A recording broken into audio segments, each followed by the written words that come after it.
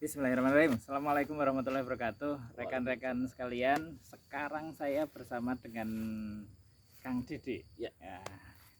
Lengkapnya siapa, Kang? Didi Roni. Didi Roni, gitu. Jadi mau dipanggil Kang Didi atau Kang Roni, tapi di sini terkenalnya Kang Didi, gitu. Panggil aja Kang Didi Sorghum. Jadi beliau ini punya usaha cukup unik, yaitu budidaya sorghum, gitu. Jadi sorghum ini sebuah tanaman yang ini di belakang ini kayak jagung ya, Kang? Ya. Satu family ya, Betul, kayak betul. jagung terus Sorghum, gandum. gandum. Nah ini Ya. segala macam gitu. Nah nanti ada insert yang kayak apa sorghum bijinya nanti saya tampilin gitu. Kang, ini sudah jalan berapa lama mulai? Ya. Kalau saya beralih ke sorghum memang baru sekitar 1 tahun. 1 tahun. Baru 1 tahun. Awalnya kita di jagung. Jagung. Awalnya di jagung, tapi Treatmentnya hampir sama ya? treatmentnya hampir sama tapi hasilnya berbeda. Oke. Itu yang membuat kami pindah ke sorghum. Siap. Seperti apa perbedaannya? Ya, karena kalau kami kan fokus bukan hanya di buah, Pak. Saya Iya. juga memproduksi limbahnya, batangnya, kemudian limbah-limbah yang lainnya juga kita produksi. Di sorghum itu ada keunikan yang luar biasa. Pertama, dia dalam cuaca dia lebih tahan daripada jagung. Lebih adaptif. Lebih adaptif daripada jagung. Dia tahan panas, hujan juga nggak masalah, panas pun hayu kalau sorghum. Katanya tentang penyakit juga dia lebih tahan. Tentang penyakit juga lebih tahan. Oke. Lebih tahan tentang penyakit. Saya juga nggak tahu apakah memang karena belum ada hamanya belum mengenal atau seperti apa begitu. Tapi yang saya rasakan dia lebih kuat. Lebih kuat dan gak terlalu banyak macam-macam masalah gitu. Siap. Yang kedua, sorghum ini kalau dibicara pakan ternaknya, ketika saya tebas dari bawah, itu dia bisa tumbuh lagi, Pak. Oke. Jadi dia ngeratun. Dia ada sirung lagi gitu. Ada sirung lagi. Jadi gampangannya teman-teman kalau mau membayangkan ini nanam dari biji gitu, tumbuh. Betul. Habis dipanen pertama dipotong, dia numbuh lagi tanpa harus ngebiji lagi gitu. Betul. Tidak mulai dari nol gitu. Itu bisa sampai 4-5 kali loh. Oke, jadi luar biasa, 5 kali siklus ya. Betul. Gitu. Hanya dengan mengeluarkan modal 1 kali bibit bisa sampai siklusnya 5 kali gitu. Oke. Nah ini yang menarik nih, sehingga secara ekonomis tentu saja. Secara ekonomis tentu saja lebih untung daripada punten daripada jagung. Siap. Nah, sebentar. Kalau Kang Dede sekarang ini sorghumnya berorientasi ke batang dan daunnya atau ke biji sorghum? Untuk sementara ini saya mengejar bangsa pasar pakan ternak. Jadi saya lebih fokus ke panen batang. Di kira-kira umur 70 sampai 80 hari kita panen, tebang dari bawah, kita chopper, kita bikinkan silase. Iya. Sebentar, kalau mau dikejar bijinya itu panennya berapa lama? Umurnya tergantung varietas, ada yang 100, ada yang 110, ada yang 120 hari. Mirip jagung juga.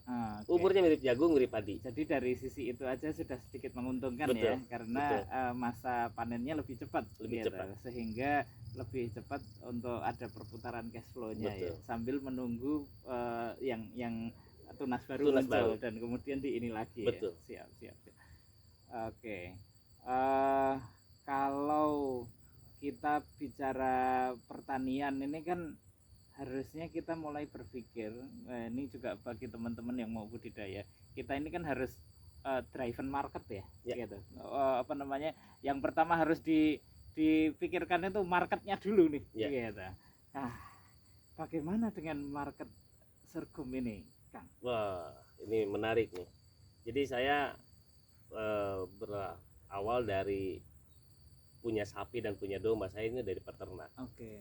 Dengan semakin sulitnya mencari anak kandang, semakin sulitnya saya ngarit, akhirnya saya membuat silase. Pertama untuk kebutuhan kandang sendiri, tapi ternyata kebutuhan kandang-kandang yang lain masalahnya sama juga.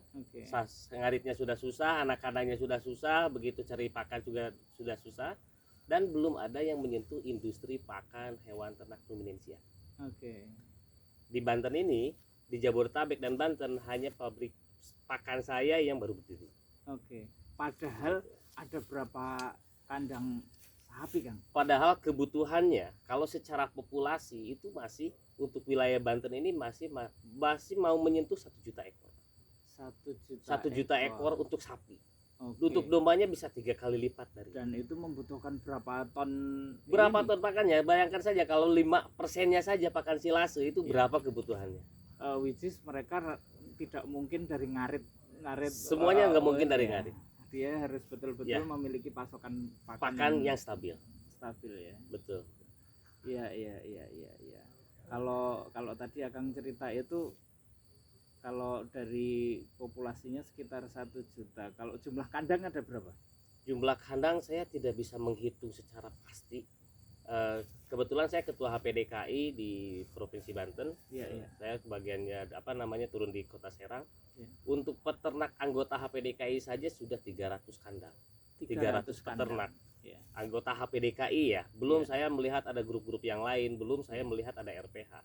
Dan pasar terbesar saya ini adalah RPH dan peternak yang sudah kelas agak naik lah. Artinya sudah PT lah. Ya, kalau PT belum, Pak. Kalau PT belum. Yang udah punya domba di atas 100, yang udah punya sapi di atas 100 baru dia memikirkan pasokan pakan yang harus aman.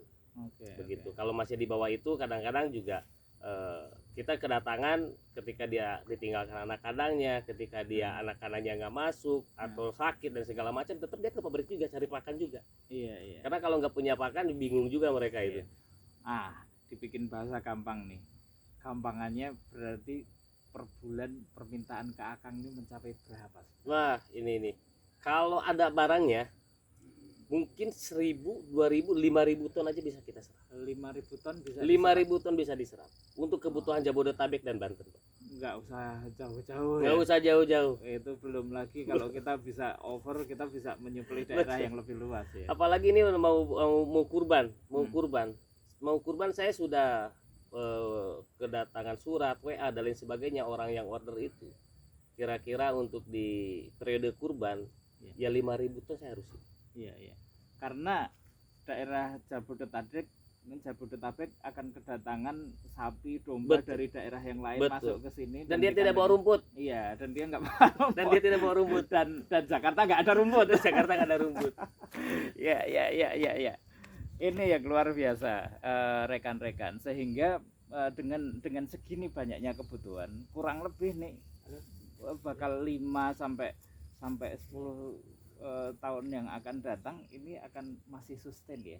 Iya, pastinya. Dan bisa jadi makin berkembang, populasi manusia juga makin banyak. Populasi makin banyak dan nggak mungkin dia berhenti makan daging. Iya. Begitu. Pemerintah tidak mungkin juga menyetop sapi dari Australia atau dari luarnya. Iya. Pasti dia mengirim sapi tapi dia tidak akan pernah mengirim pakannya. Iya. Makanya kita sebagai petani, sebagai peternak ya harus menangkap peluang ini. Iya. Begitu. Dan kalau petani dan peternak sudah bisa kolaborasi, maka pertanian dan peternakan ketahanan pangan kita ini bisa kuat. Iya. Jadi di Akang ini ketahanan pakan untuk ketahanan pangan. Ketahanan pakan untuk ketahanan pangan. Ketahanan pakan untuk ketahanan pangan. Nah, ini yang menarik. Nah,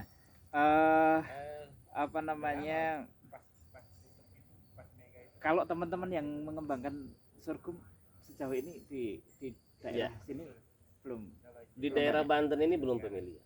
Belum banyak yang menanam. Baru gembar-gembor tahun ini aja nih.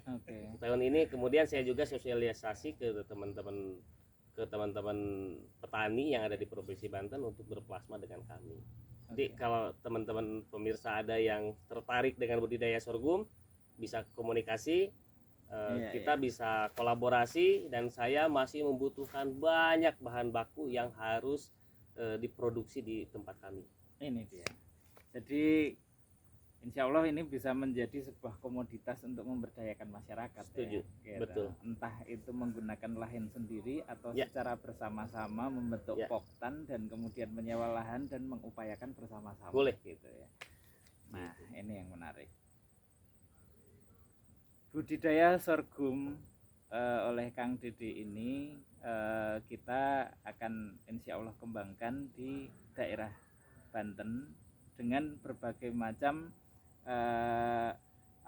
cross program ya. Misalnya rumah produktif yang sekarang kita sedang kembangkan di Banjar Serang Regensi 2, atau mungkin nanti juga dengan perumahan yang lain yang menjadikan perumahan itu menjadi perumahan yang sangat terjangkau untuk masyarakat yang kurang mampu gitu. Jadi program ini derivasinya atau turunannya insya Allah bisa membantu banyak banget orang ya gitu. Jadi ayo berpikir tentang kebermanfaatan, ayo berpikir tentang pemberdayaan.